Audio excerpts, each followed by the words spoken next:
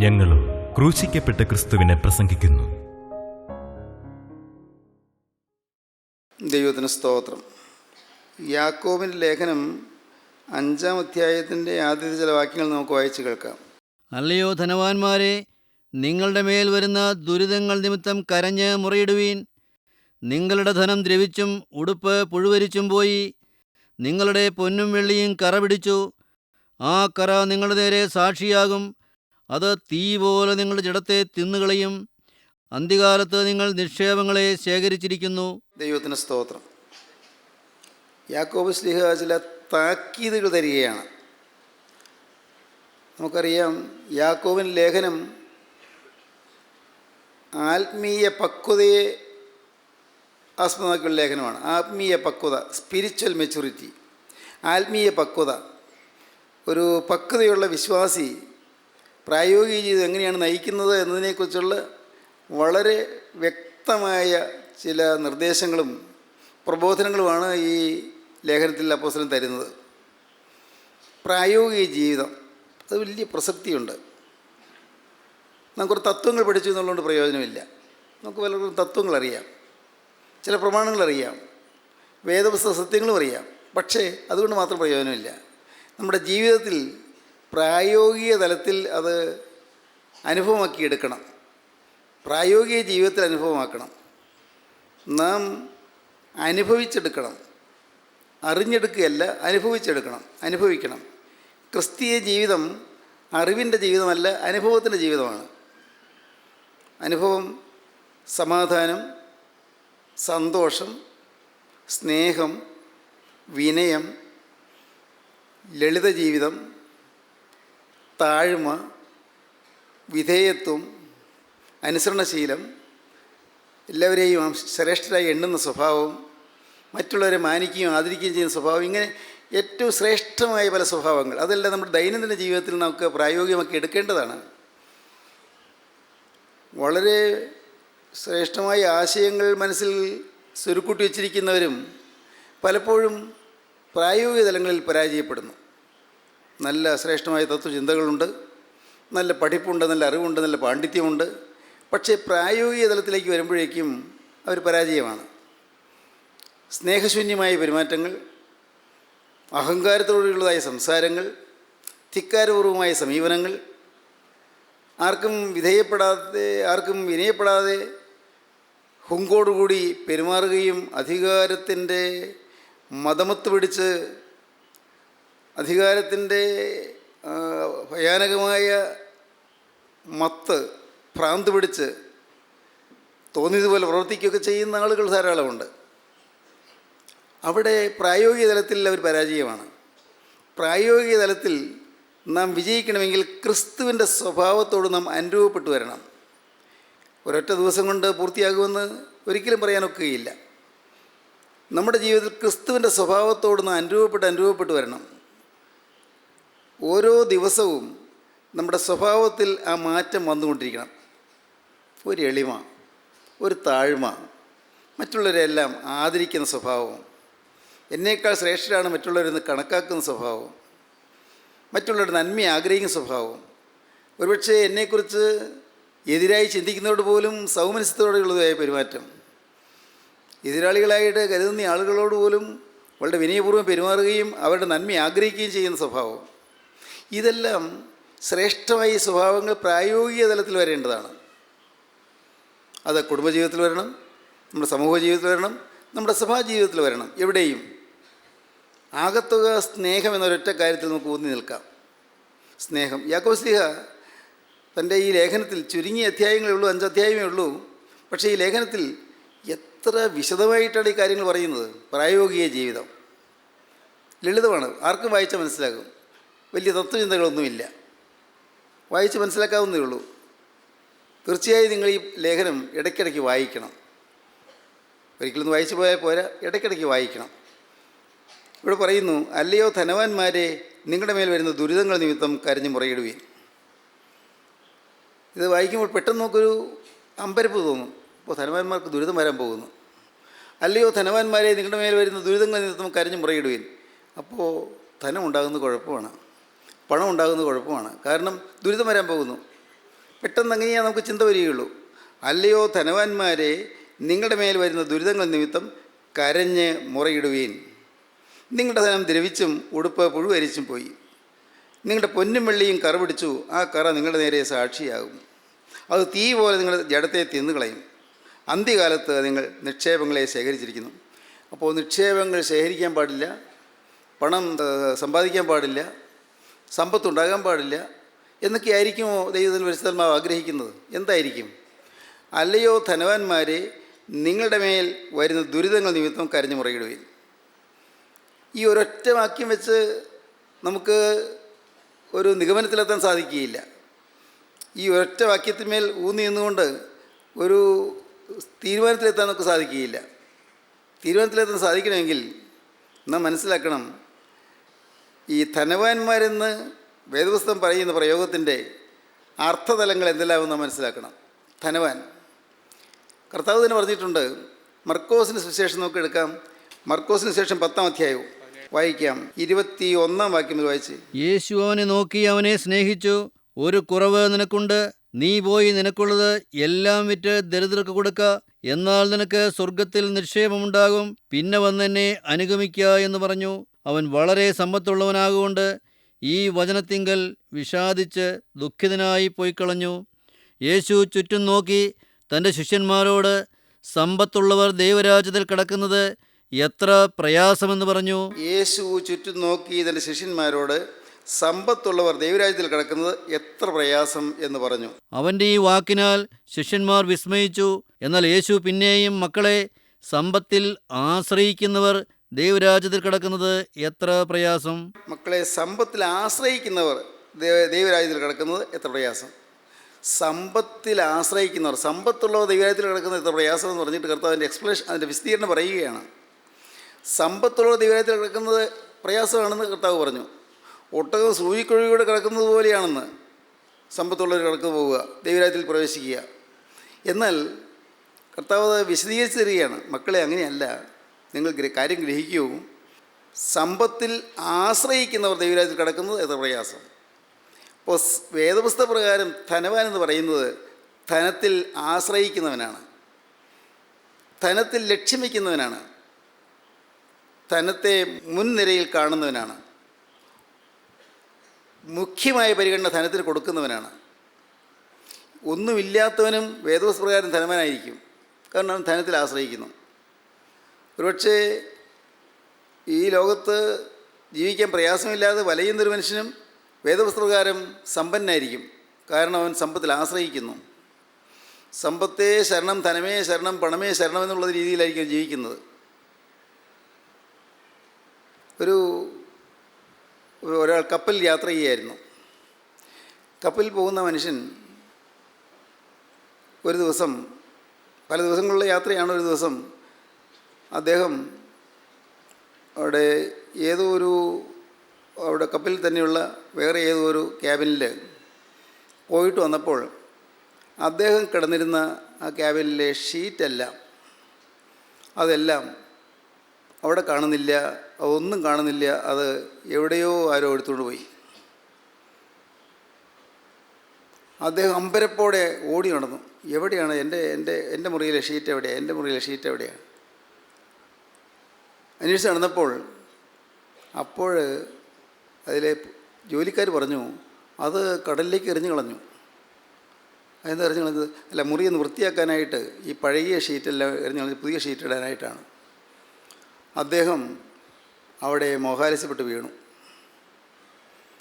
ബോധം തെളിഞ്ഞപ്പോൾ പറഞ്ഞു, ഞാൻ എൻ്റെ ഷീറ്റിൻ്റെ ഇടയിലാണ് ഇത്രയും കാലം ഞാൻ സമ്പാദിച്ച് വെച്ചിരുന്നത്, എല്ലാം വെച്ചിരുന്നത്.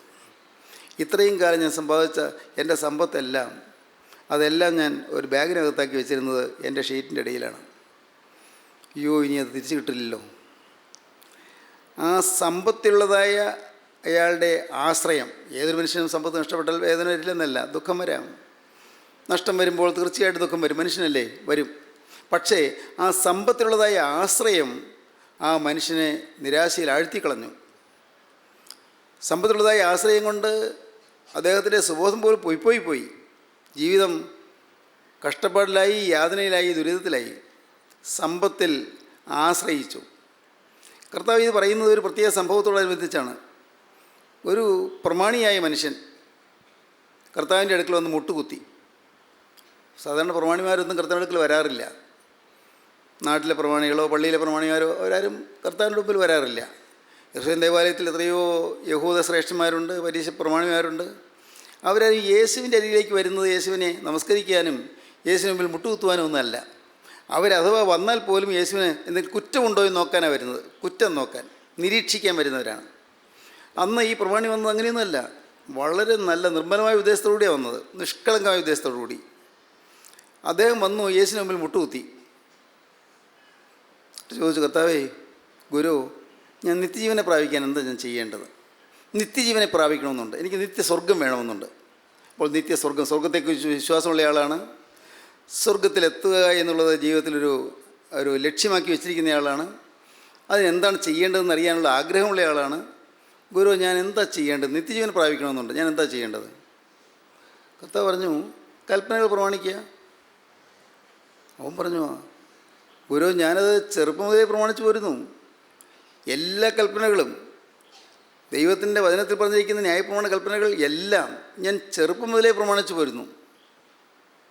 കർത്താവ് അവനെ നോക്കി. കർത്താവിന് ഉള്ളിൽ സ്നേഹം ഇങ്ങനെ ഉറന്നുകൂടി. അവൻ്റെ നേരെ കർത്താവ് നോക്കിയപ്പോൾ കർത്താവ് അവൻ്റെ മുഖത്തേക്ക് മാത്രമല്ല അവൻ്റെ ഹൃദയത്തിലേക്ക് നോക്കി. കർത്താവ് ഹൃദയം കാണുന്നല്ലോ, അവൻ്റെ ജീവിതം മുഴുവൻ കർത്താവ് കാണുന്നല്ലോ. കർത്താവ് പറഞ്ഞു, ഒരു കുറവ് നിനക്കുണ്ടല്ലോ, ഒരു കാര്യത്തിൽ നിനക്ക് കുറവുണ്ടല്ലോ. നീ പറഞ്ഞതൊക്കെ ശരിയാണ്, നിനക്ക് നിത്യജീവൻ വേണമെന്ന് ആഗ്രഹമുണ്ട്, നല്ലത്. നീ കൽപ്പനകൾ പ്രമാണിച്ചു പോരുന്നു, അത് നല്ലത്. നല്ല ബോധത്തോടെ കൽപ്പനകൾ പ്രമാണിക്കണമെന്നുള്ളതായി ദൃഢമായ നിശ്ചയത്തോടെ നല്ല പ്രതിജ്ഞയോടെ മുന്നോട്ട് പോകുന്നവനാണ് നല്ലത്. എനിക്കിതിനോട് സ്നേഹം തോന്നുന്നു, നല്ലത്. കുഞ്ഞിന് ഒരു കാര്യം പറയട്ടെ, നീ നിത്യജീവൻ പ്രാപിക്കാൻ ഒരു കാര്യത്തിൻ്റെ കുറവ് നിനക്കുണ്ട്, ഒരു കാര്യത്തിന് കുറവുണ്ട്. കർത്താവ് ശിഷ്യന്മാർ കൂടെ ഉണ്ട്. ഇവരും കർത്താവിന് മുഖത്തേക്ക് നോക്കി നിൽക്കുകയാണ്. എന്താണ് കർത്താവ് പറയാൻ പോകുന്നത്? ഒരു കുറവ് നിനക്കുണ്ട്, നിനക്കുള്ളതൊക്കെയും വിറ്റ് ദരിദ്രർക്ക് കൊടുക്കുക, പിന്നെ വന്ന് എന്നെ അനുഗമിക്കുക. അവനത് കേട്ടപ്പോൾ അമ്പരന്ന് പോയി. ആരോടും കർത്താവ് ഇങ്ങനെ പറഞ്ഞിട്ടില്ല, സ്വത്ത് വിൽക്കാനൊന്നും പറഞ്ഞിട്ടില്ല. എന്നോട് എന്താ ഇങ്ങനെ പറഞ്ഞത്? ഞാൻ അന്യായമായി സമ്പാദിച്ചതല്ല, ആരുടെയും മോഷ്ടിച്ചെടുത്തതൊന്നുമല്ല, എനിക്ക് വേറെ ആരുടെയും വേണമെന്നില്ല. എൻ്റെ പൂർവികമായ കാലം മുതൽ എനിക്കുള്ളതും ഞാൻ സമ്പാദിച്ചതുമായ സ്വത്ത് അത് വിറ്റ് കളയണമെന്നും അത് ദരിദ്രർക്ക് കൊടുക്കണമെന്നും ഞാൻ അതെല്ലാം കഴിഞ്ഞിട്ടേ ക്രിസ്തുവിനെ അനുഗമിക്കാൻ സാധിക്കുകയുള്ളൂ എന്ന് പറഞ്ഞാൽ എനിക്ക് മനസ്സിലാകുന്നില്ല. അവൻ്റെ ഹൃദയത്തിൽ ഇങ്ങനെ ചിന്താക്കുഴപ്പം, മനസ്സിലാകെ ഒരു പാരവശ്യം, ആകുലം പെരുത്തു വരികയാണ്. എന്ത് ചെയ്യും? എന്താണ് കർത്താവ് പറഞ്ഞത്? പറഞ്ഞത് സത്യമാണെന്ന് അവനറിയാം. യേശുക്രിസ്തു പറഞ്ഞത് സത്യമാണ്, അതാണ് അതിൻ്റെ വഴി. അതിന് ചിന്താക്കുഴപ്പത്തിന് ആവശ്യമില്ല. പക്ഷേ ഞാൻ എന്ത് ചെയ്യും? ഈ സ്വത്തെല്ലാം വിൽക്കുക, അന്യായമായി സമ്പാദിച്ചതാണെങ്കിൽ കൊടുക്കാമായിരുന്നു, പക്ഷേ അതൊന്നും അല്ലല്ലോ. എന്താണ് ഇങ്ങനെ കർത്താവ് പറഞ്ഞത്? അവൻ കുറച്ചു നേരം പരിഭ്രമിച്ച് അമ്പരപ്പോടെ നോക്കി നിന്നിട്ട് അവൻ പോയി. അവിടെ നിന്ന് കർത്താവിൻ്റെ മുമ്പിൽ നിന്ന് പോയി. അവൻ നിരാശയോടെ ദുഃഖിതനായി പോയിക്കൊണ്ടിരിക്കുന്നത് കർത്താവിൻ്റെ ശിഷ്യന്മാർ കണ്ടു. അവർക്കൊരു സഹതാപം തോന്നി. കർത്താവേ, അവൻ പോയല്ലോ. ഇങ്ങനെ സമ്പത്തുള്ളവർ ദൈവരാജ്യത്തിൽ കിടക്കുന്ന പ്രയാസം എന്ന് പറഞ്ഞത് ഞങ്ങൾക്ക് മനസ്സിലാകുന്നില്ലല്ലോ. കർത്താവ് പറഞ്ഞു, മക്കളെ, അങ്ങനെയല്ല, സമ്പത്തിൽ ആശ്രയിക്കുന്നവരുടെ കാര്യമാണ് ഞാൻ പറഞ്ഞത്. സമ്പത്തുള്ളവരെന്ന് പറഞ്ഞത് സമ്പത്താണ് അവരുടെ ആശ്രയം, പണമാണ് അവരുടെ ആശ്രയം, സ്വത്താണ് അവരുടെ ആശ്രയം. അവരുടെ ലക്ഷ്യം സ്വത്താണ്. അവരുടെ ഹൃദയത്തിൽ സ്വത്തിനോടുള്ളതായ ഒരു വലിയ ആകാംക്ഷയും ആഗ്രഹവും അവരുടെ ഹൃദയത്തിലുണ്ട്.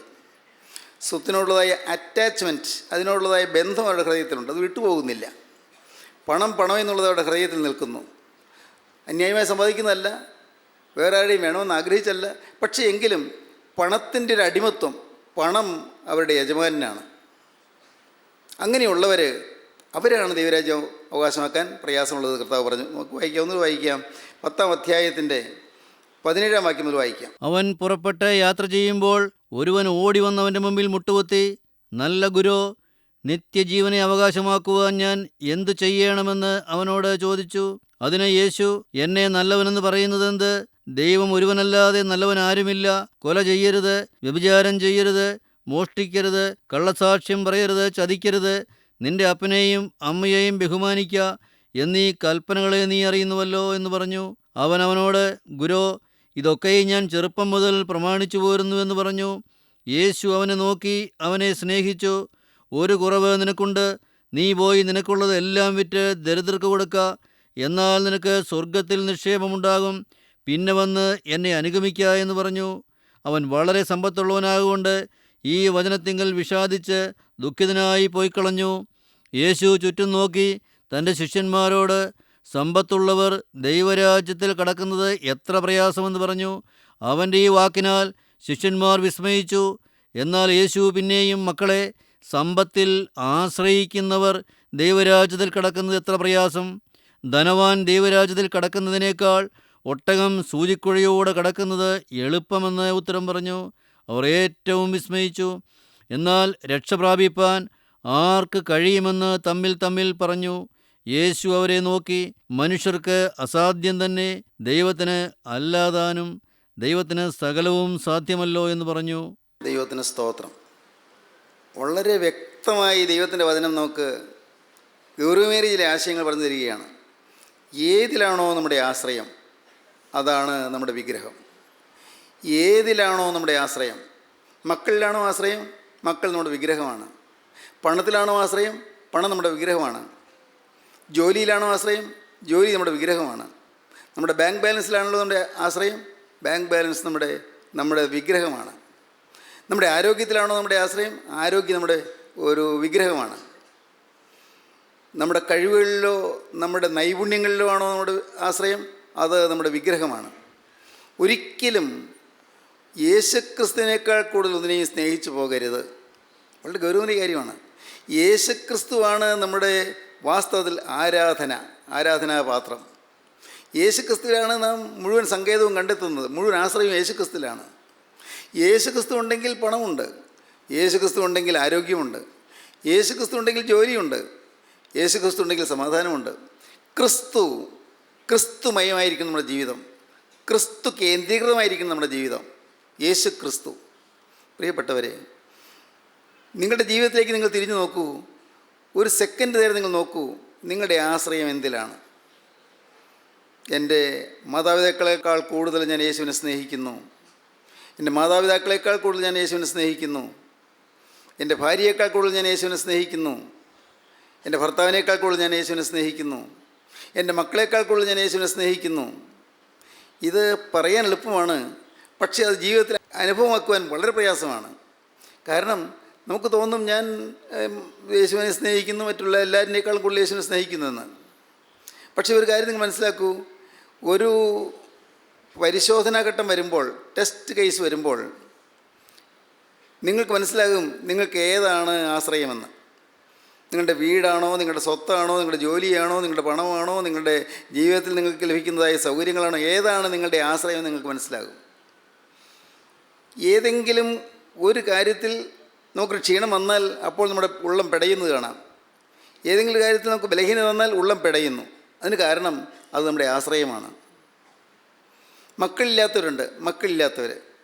അവർ മക്കളില്ലാത്തതുകൊണ്ട് നിരാശപ്പെട്ട് കഴിയുന്നവരുണ്ട്. അയ്യോ, എനിക്കൊരു കുഞ്ഞുണ്ടായില്ലല്ലോ. തീർച്ചയായിട്ടും ഒരു കുഞ്ഞ് വേണമെന്ന് ആഗ്രഹിക്കുന്നത് നല്ലതാണ്, തെറ്റില്ല.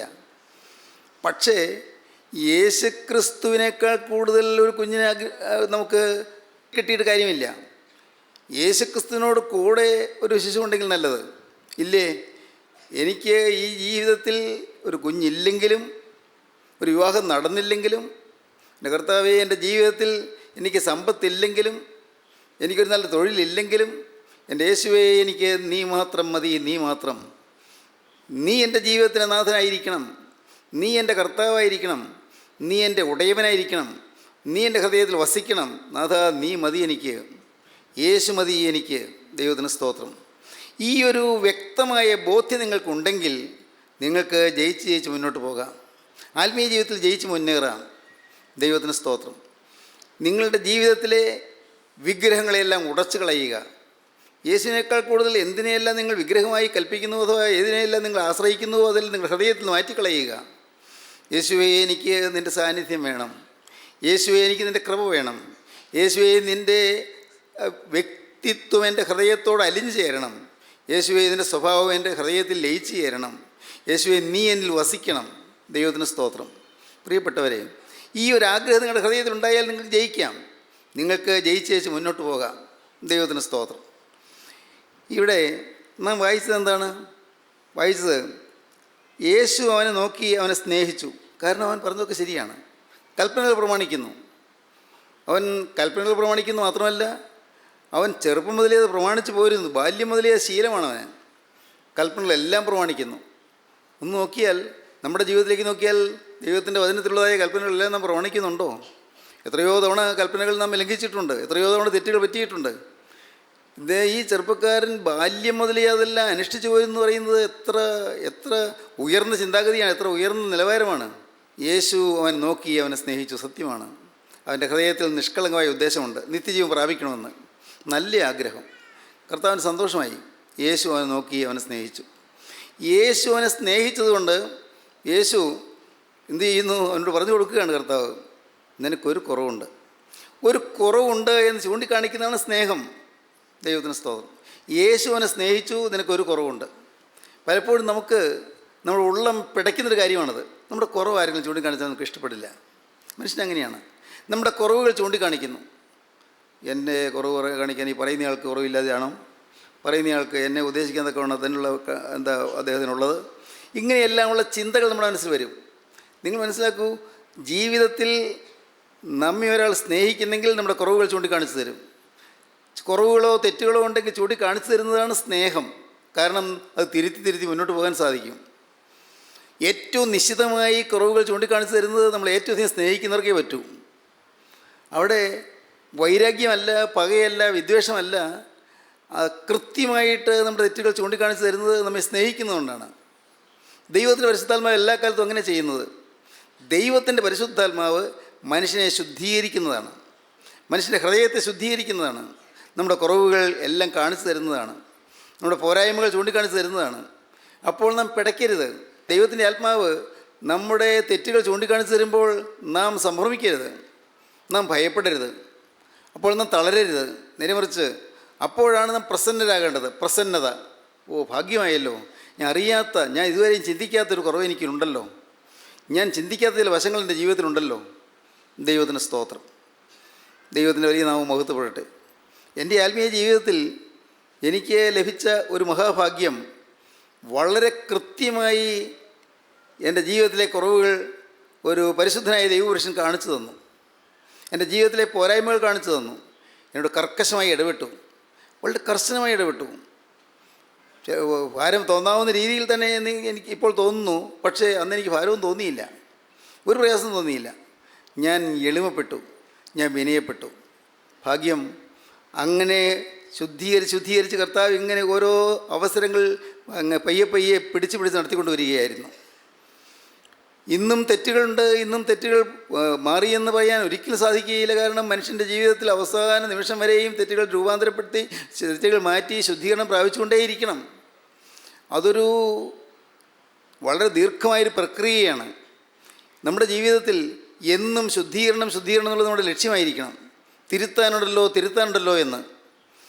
ഇന്നത്തെ രീതിയിൽ ഞാൻ പോയാൽ, ഇപ്പോഴത്തെ ഈ അവസ്ഥയിൽ ഞാൻ ഇരുന്നാൽ ഞാൻ ദൈവരാജ്യത്തിൽ ചെല്ലുകയില്ലല്ലോ എന്ന്. ഇന്നത്തെ ഈ മനോഭാവത്തോട് ഞാൻ ഇരുന്നാൽ എനിക്ക് നിത്യജീവൻ പ്രാപിക്കാൻ സാധിക്കുകയില്ലല്ലോ എന്ന്. നിത്യജീവൻ ഞാൻ പ്രാപിക്കണമെങ്കിൽ ചിലതെല്ലാം എന്നിൽ നിന്ന് പറഞ്ഞു പോകേണ്ടതുണ്ടല്ലോ എന്ന്. ചിലതെല്ലാം പറഞ്ഞു പോകേണ്ടതുണ്ട്. എന്നിൽ നിന്ന് മാറിപ്പോകേണ്ടതുണ്ട്. ചില മുറുകെ പറ്റുന്ന പാവങ്ങൾ എൻ്റെ ഹൃദയത്തിലുണ്ട്. അത് എനിക്ക് തന്നെ അറിയാൻ വയ്യാത്ത രീതിയിലുള്ളതായ പാവങ്ങളാണ്. എനിക്ക് തന്നെ മനസ്സിലാക്കാൻ പറ്റാത്ത പാവങ്ങളാണ്. കാരണം പ്രകടമായ പാവങ്ങളൊന്നുമില്ല. മദ്യപാനമില്ല, കോപാക്രാന്തമായ പെരുമാറ്റമില്ല, വളരെ മൃദുലമായി മാത്രമേ സംസാരിക്കുന്നുള്ളൂ, സ്നേഹമായി മാത്രമേ ഇടപെടുന്നുള്ളൂ. പ്രാർത്ഥനയുണ്ട്, നമസ്കാരമുണ്ട്, പള്ളിയുണ്ട്, ആരാധനയുണ്ട്, കാര്യങ്ങളെല്ലാം ശരിയായിട്ടാണ് പോകുന്നത്. ഈ കുഴപ്പമൊന്നുമില്ലല്ലോ എന്നാണ് നാം ധരിച്ചു വച്ചിരിക്കുന്നത്. എന്നാൽ ഉള്ളിൽ ചില പാവങ്ങൾ മറഞ്ഞിരിക്കുന്നു. രക്തത്തിൽ ചില പാവങ്ങൾ ലയിച്ചിരിക്കുന്നു. പാപത്തിൻ്റെ മനോഭാവങ്ങളുണ്ട്. കോപിച്ച് സംസാരിക്കുന്നില്ലെങ്കിലും ഉള്ളിൽ കോപം വരുന്നുണ്ട്, പരിശുദ്ധ വരുന്നുണ്ട്, ഈർഷ്യ വരുന്നുണ്ട്, മുഷ്ടിൽ വരുന്നുണ്ട്. എല്ലാം ചില സാഹചര്യങ്ങളിൽ നാം ഒതുക്കി നിൽക്കുന്നു മാത്രമേ ഉള്ളൂ. ഒതുക്കുന്നു, നാം പുറത്ത് പ്രകടിപ്പിക്കുന്നില്ല. ഒരു സംസ്കാരം ഉള്ളതുകൊണ്ട്, അല്ലെങ്കിൽ കുറച്ച് അറിവുള്ളതുകൊണ്ട് അതെല്ലാം ഉള്ളിൽ ഒതുക്കുന്നു, പുറമേ പ്രകടിപ്പിക്കുന്നില്ല. ഒരു വിധത്തിൽ പറഞ്ഞാൽ ജീവിതത്തിൻ്റെ അഭിനയമല്ലേ. നമ്മുടെ ഉള്ളിലുള്ളതായ കാര്യങ്ങൾ പുറത്തു വരാതെ നാം അഭിനയിക്കുകയാണ്. പുറത്തു വരാതെ നാം എല്ലാം മൂടി വെച്ചുകൊണ്ട് നാം ഒരു വിധത്തിൽ പറഞ്ഞാൽ നാം വളരെ തന്ത്രപൂർവ്വം ജീവിക്കുകയാണ്. അല്ല, അതല്ല ആത്മീയ ജീവിതം. ആത്മീയ ജീവിതം എല്ലാം തുറന്നിരിക്കും. എന്തെല്ലാം തെറ്റുകളുണ്ടോ അത് നമുക്ക് കിട്ടുമ്പോൾ, അറിവായുമ്പോൾ ഉടനെ നാം തിരുത്താൻ തയ്യാറാകുന്നു, തെറ്റുകൾ തിരുത്തുന്നു. യേശു അവനെ നോക്കി അവനെ സ്നേഹിച്ചു. പ്രിയപ്പെട്ടവരെ, ഇന്ന് നിങ്ങൾ കേട്ടുകൊണ്ടിരിക്കുമ്പോൾ യേശു നിങ്ങൾക്ക് എന്തെങ്കിലും കുറ്റബോധം തരുന്നുണ്ടെങ്കിൽ അതിൻ്റെ അർത്ഥം യേശു നിങ്ങളെ സ്നേഹിക്കുന്നതെന്നാണ്.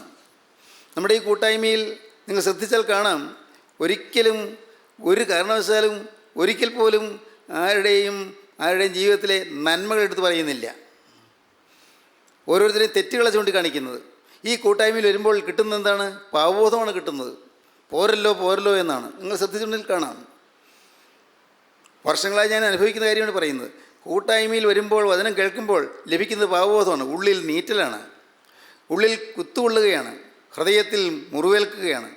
അയ്യോ പോരല്ലോ, ഇതിങ്ങനെ ജീവിച്ചാൽ പോരല്ലോ, ഞാൻ തികഞ്ഞു എന്നൊരിക്കലും തോന്നുന്നില്ല. നമുക്ക് ആർക്കെങ്കിലും തോന്നുന്നുണ്ടോ? ഇല്ല, നമുക്ക് തോന്നുന്നില്ല. ഞാൻ തികഞ്ഞു എന്നൊരിക്കലും തോന്നുന്നില്ല. കാരണം കുറ്റബോധം കിട്ടുകയാണ്. പരിശുദ്ധാത്മാവ് വരുമ്പോൾ പാപത്തെക്കുറിച്ചും നീതിയെക്കുറിച്ചും ന്യായവിധിയെക്കുറിച്ചും ബോധം വരുത്തും. പാപത്തെക്കുറിച്ചുള്ള ബോധം തരികയാണ്. പാവബോധം തരുന്നു. ദൈവത്തിന് സ്തോത്രം. പാവബോധത്തിൽ നിന്ന് പരിശുദ്ധാത്മാവ് നയിക്കുന്നു. എന്തൊരു ഭാഗ്യം! നമ്മുടെ ജീവിതത്തിലെ കുറവുകൾ ചൂണ്ടിക്കാണിച്ച് പരിശുദ്ധാത്മാവ് നയിക്കുന്നു. ശ്രേഷ്ഠമായ അനുഭവങ്ങൾക്ക് തന്ന പരിശുദ്ധാത്മാവ് നമ്മൾ നയിക്കുന്നു. ദൈവത്തിന് സ്തോത്രം. ഞാൻ ഓർക്കുകയാണ്, ഇന്ന് ഈ വചനങ്ങൾ നിങ്ങൾ കേട്ടുകൊണ്ടിരിക്കുമ്പോൾ തന്നെ നിങ്ങൾക്ക് ഈ ശുദ്ധീകരണം പ്രാപിക്കാമെന്ന്, ഈ ശുദ്ധീകരണം നിങ്ങൾക്ക് അനുഭവിക്കാമെന്ന്, നിങ്ങളുടെ ജീവിതത്തെ നിങ്ങൾക്ക് തുറന്ന് കാണാമെന്ന്. ജീവിതത്തെ തുറന്ന് കാണുക. നിങ്ങളുടെ ജീവിതത്തിൽ ഈ ഭാഗ്യാനുഭവം ലഭിക്കാൻ കർത്താവ് ആഗ്രഹിക്കുന്നു. വേണമെങ്കിൽ ഇപ്പോഴിരിക്കുന്നിടത്തിരുന്നു കൊണ്ട് നിങ്ങൾക്ക് പറയാം, എന്നെ ശക്തനാക്കുന്ന മുഖാന്തരം ഞാൻ സകലത്തിന് മതിയാകുന്നു. എനിക്ക് കഴിവില്ല കർത്താവേ, എനിക്ക് ഒന്നേ കഴിവുള്ളൂ, ഒന്ന് മാത്രം ആഗ്രഹിക്കാം. കർത്താവേ, അതേ എനിക്കുള്ളൂ. ഞാൻ ആഗ്രഹിക്കുന്നു, ഞാൻ വാഞ്ചിക്കുന്നു. കർത്താവെ, അതിയായി വാഞ്ചിക്കുന്നു.